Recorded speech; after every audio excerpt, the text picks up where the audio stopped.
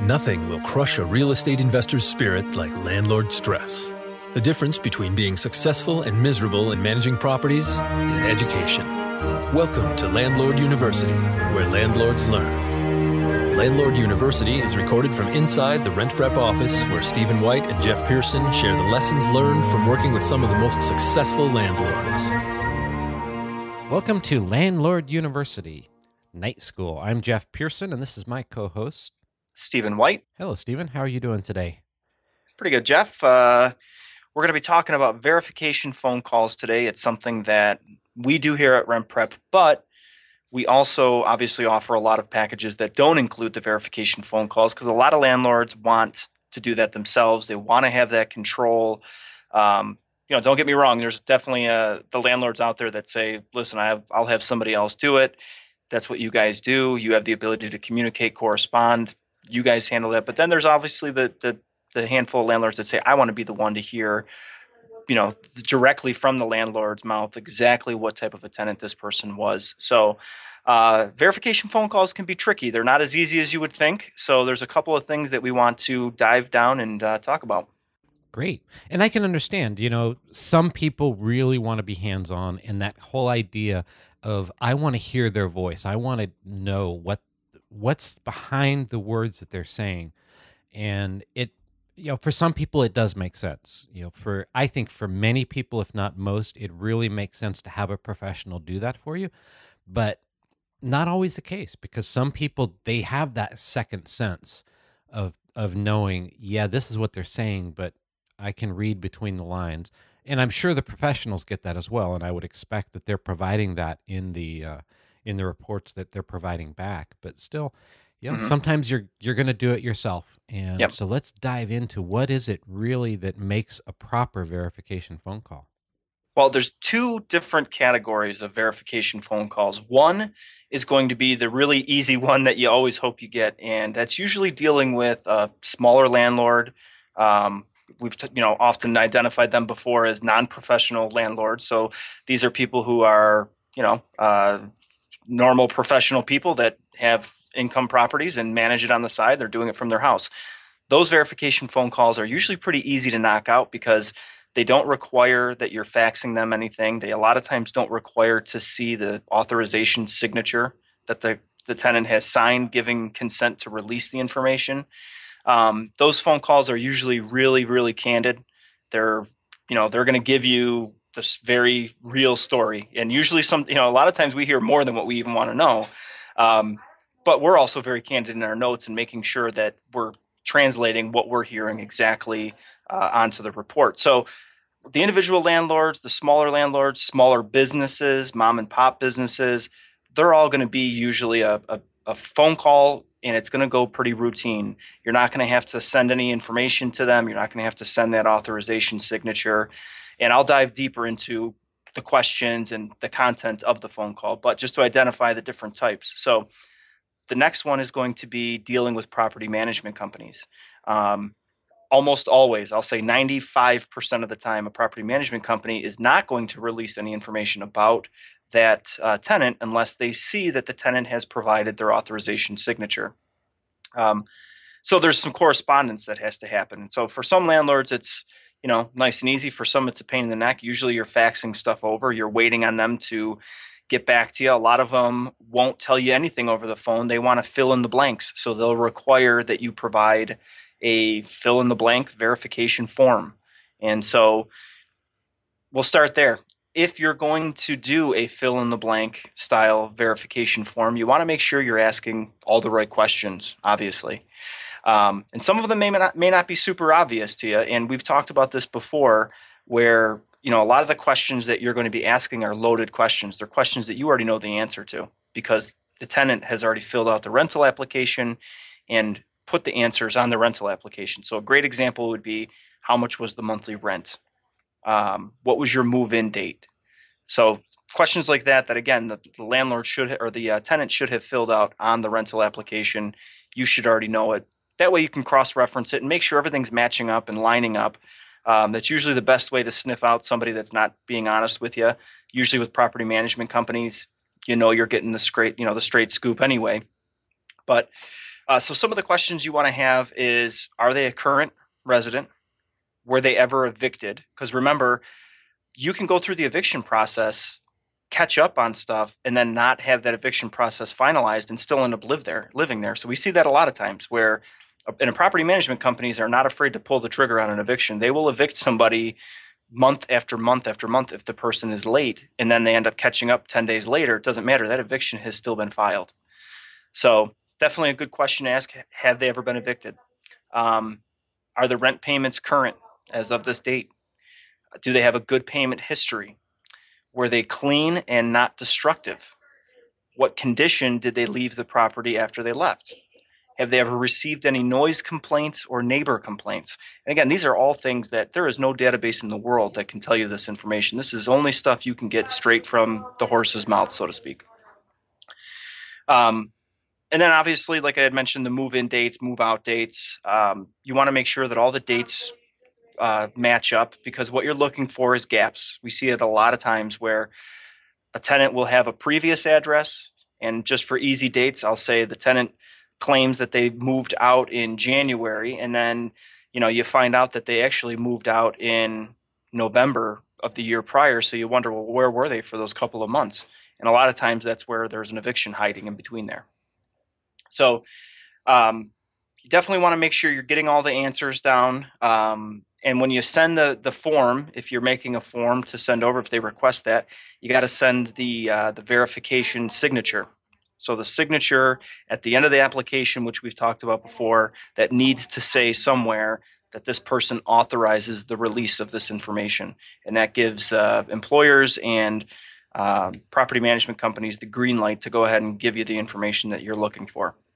So the other type of verification is employment. Employment is trickier than resident verification because employment, you're going to run into a bit more resistance on some things.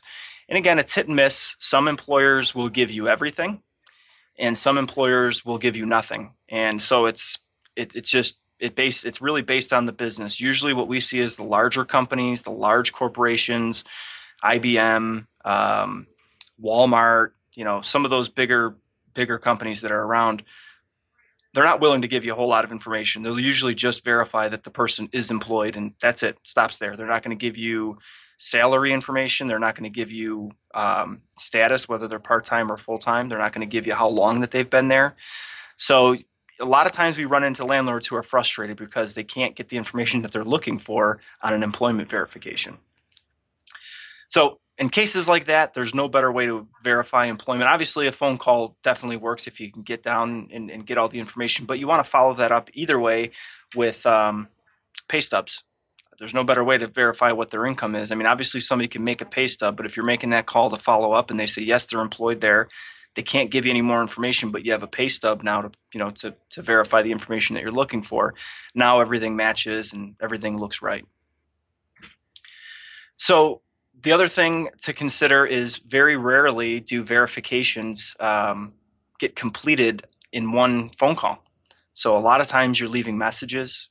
So this may seem really simple and pretty elementary, but it's obvious. In the message, tell them exactly what you're looking to do, because a lot of property management companies, and especially a lot of employers, won't take the time to call you back unless they know exactly what it's for. So we'll always tell them in a message. I'll give you an example of an employment verification message. So we'll say, I'm calling from RentPrep, or I'm so-and-so, and I'm calling to verify residency for tenant's name. They filled out an application for rental, and we need to verify that this is their current employment. If you can please call me back at, and then give your phone number. The reason we do that is we found that a lot of employers are pretty standoffish because they get these phone calls and they immediately in their mind think that their employee is leaving, and they've applied somewhere else, and now this other company is calling or this other person is calling to get a reference from them.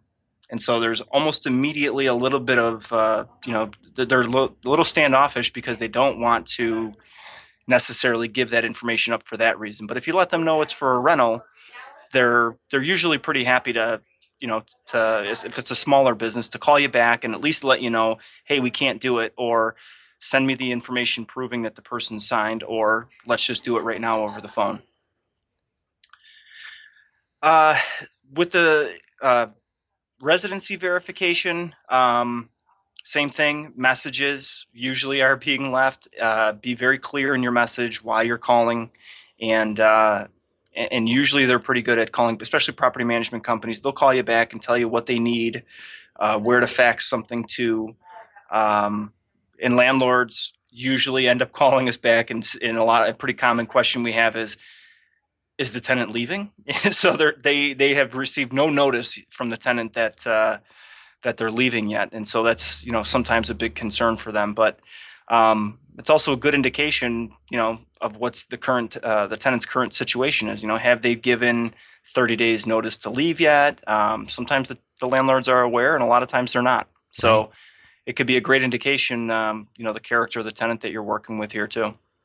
So in a nutshell, I would say that the verification phone calls can go either way. They could either be very easy. They could be a very quick one call, reach out and get in touch with the person and ask your questions and get very honest answers. And on the other end, it could be very frustrating for landlords to make these calls because they're not going to get the information that they're looking for, and there's really nothing you can do about it. I mean, if a property management company tells you, sorry, it's not our policy to release that information, there's nothing you can do. Sure. Which obviously, puts a damper on the screening process. So in those cases, what you would want, because the property management company is less likely to give the information up to someone else, whether it be RentPrep or an individual landlord. However, a good tenant will always be able to obtain a reference letter from a current landlord or property management company, and they can go there themselves and get that. So if you try and you strike out, and that verification is critical and you want to make sure that it's going to get done, I would absolutely recommend the tenant go to the property management company and say, hey, I'm giving you notice, I'm going to be moving out, or you already knew that I was moving out, and my new landlord requires a reference letter from you guys. And usually in the reference letters, they're able to give payment history and just an overall, yes or no, was this person a good tenant? You'll be able to get a good indication from it. And chances are, if that tenant's willing to go back and get a reference letter, they're confident enough that they've been a good tenant to get that. That really makes sense. Yeah. Now, one of the things you mentioned was, leave a message, let them know why you're calling. And I would think in this day and age of electronic communication, it wouldn't hurt to leave your email address. Say, hey, I might be a little difficult to get a hold of by phone, but if you give me your email address, or here's my email address, if you want to send me an email to give me the information that you need from me, that might be a simpler way to communicate. And I think a lot of people in this day and age will get back to you quicker using an email rather than calling you back or trying to play phone tag. No doubt. And I'm waiting for the day that you can text a business, because that'll be, that'll be it. It'll be 100% verifications complete. Everyone will be like, oh, I got a text. I'll just send it right back. Yep. But yeah, you're right. Anything that you can do to make the process easier, and something we've talked a lot about, is creating systems and creating processes. So taking the time to create that verification form is a good idea, because then you have it. It's ready to be sent out, whenever, and you're using the same form for every potential tenant. Because again, a lot of the times you're going to get a hold of somebody that says, hey, I need you to email that to me or fax it to me. And they just want it to be as easy as possible. So having that ready, being prepared ahead of time. And like you said, if they do email you, you can then just very easily respond to the email and attach that form or attach the written authorization and say, here you go. And you can expect an email back. Perfect. Well, thank you very much, Stephen. That wraps up another evening of night school. I look forward to talking to you tomorrow. Thanks, Jeff. Thanks for listening to Landlord University. And remember to visit rentprep.com/landlordu to see show notes and access free resources like forms and guides. And be sure to check out Jeff Pearson hosting his own hit podcast at thementorimpact.com.